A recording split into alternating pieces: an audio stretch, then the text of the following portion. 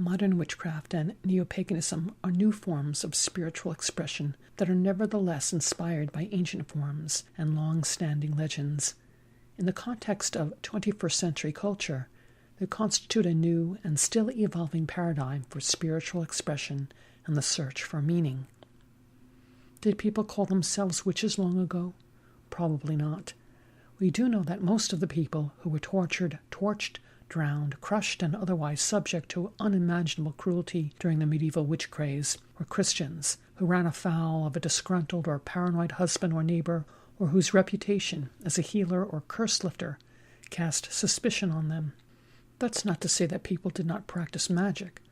Christian clergy and other literate elite practiced high magic that focused on the conjuration of angels and demons. Ordinary people worked folk magic. They were called wise or cunning folk, or magos or magas, healers, fixers, unbewitchers, and other names. They told fortunes, cast love and binding spells, lifted curses and unbewitched clients. That is, people who practiced folk magic were in the habit of ratting out innocent people as well as other people who, like themselves, practiced magic. Witches were thought of as malignant creatures that caused disease and ruin. They were supernatural boogeymen. We actually get the term witch from an old British word that was originally pronounced witcha and referred to a dark sorcerer, not necessarily cunning folk. Calling or identifying someone as a witch was referred to as scolding. Scolding could lead to accusations and then legal action and violence against the accused. Although popular lore is that the Roman Catholic Church was the perpetrator of the burning times, witch hunting was a product of the Protestant Reformation, and the large majority of witch persecutions took place in Protestant Swiss and German lands. Rather than being a handbook of the Church, the infamous Malleus Maleficarum and its authors were denounced by it. The book became a big hit among provincial religious and civic leaders and grassroots citizenry anyway.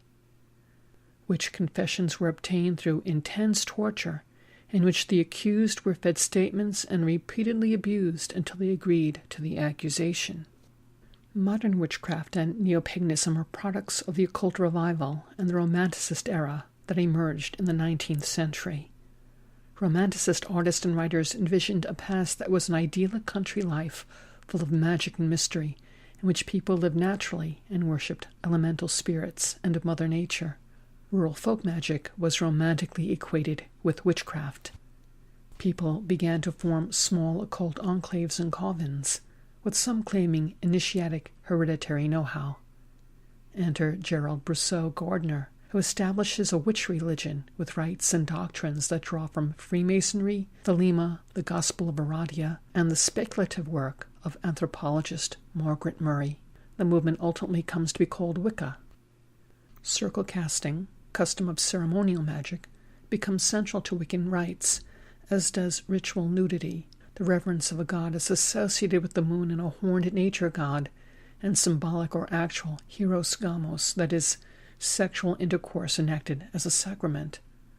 A grouping of major and minor Teutonic, Welsh, Celtic, and Druidic festival days related to the solstices and equinoxes and agrarian culture are consolidated into the wheel of the year, around which Wiccan life revolves. Other people come forward to establish their own versions of Wicca or hereditary witchcraft, until, by the early 21st century, Wiccans are distinguished from other practitioners who increasingly identify as pagans or as non-Wiccan witches or practitioners of non-Wiccan traditional folkcraft.